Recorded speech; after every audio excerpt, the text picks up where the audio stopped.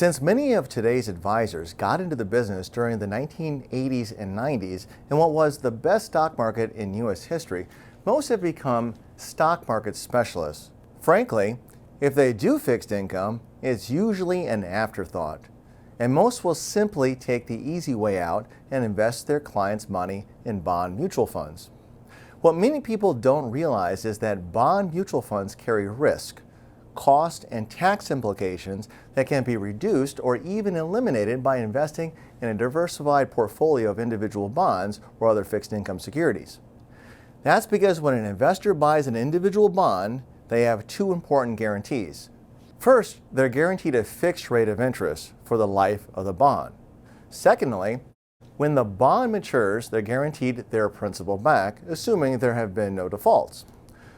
With that assumption, an investor knows exactly what they're going to earn on the bond that they hold to maturity. So how do bond mutual funds compare to individual bonds? Both guarantees that are inherent in individual bonds are off the table when it comes to bond mutual funds. First, bond mutual funds don't pay a fixed rate of interest. The interest they pay fluctuates. Secondly, a bond mutual fund never matures.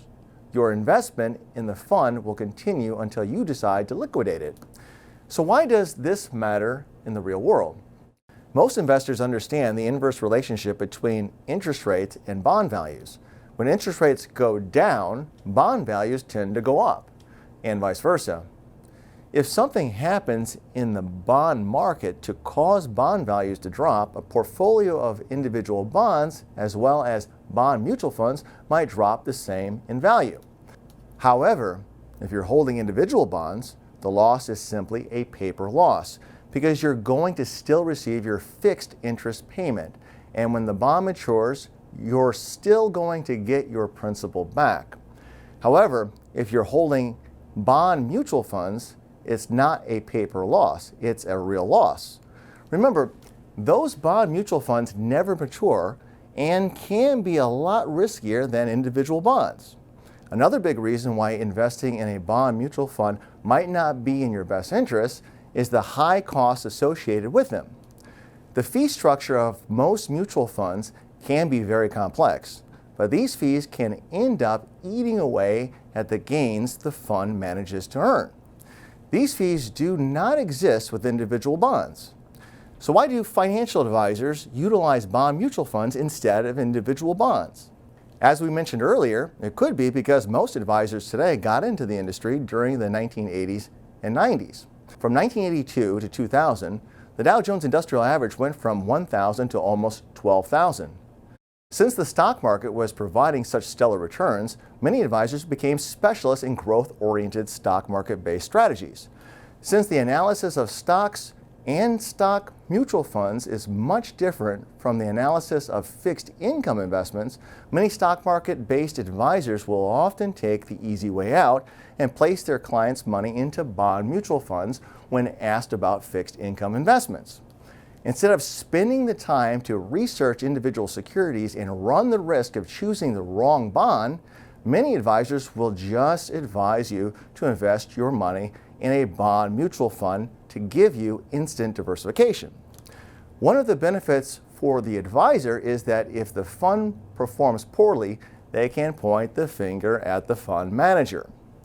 So in a way, you can think of bond mutual funds as a crutch for stock market-based advisors because they're leaning on a fund manager to pick the individual bonds for them.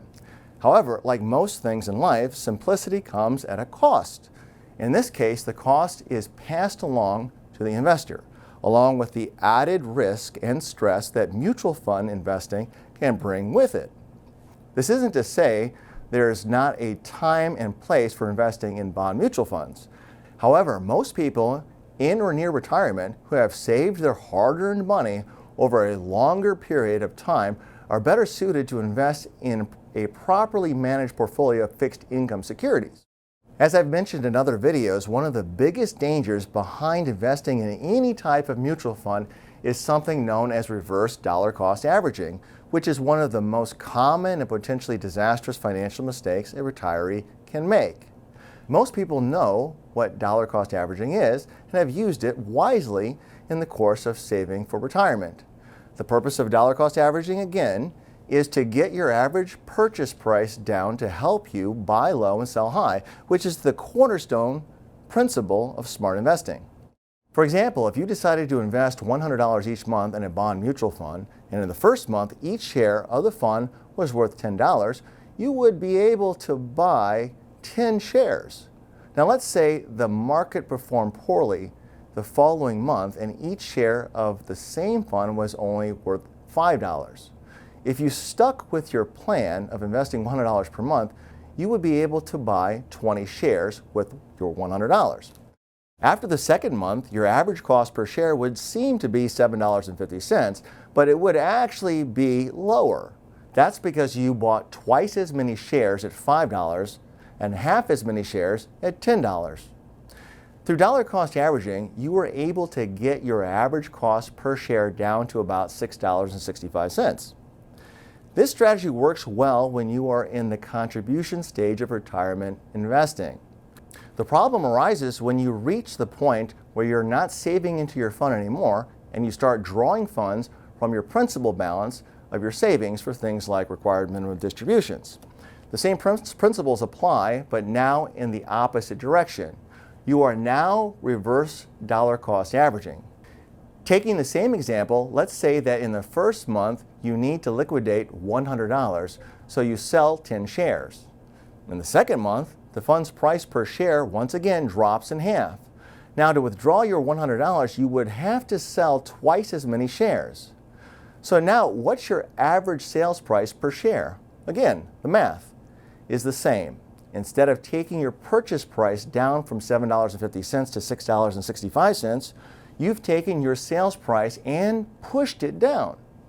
You've been forced by the IRS to sell low instead of high. Investing in income-generating securities is similar to lending your money to the largest U.S. companies that pay you regularly scheduled interest. In the case of bonds, at the end of the loan term, they send you the last interest payment along with the return of your original principal.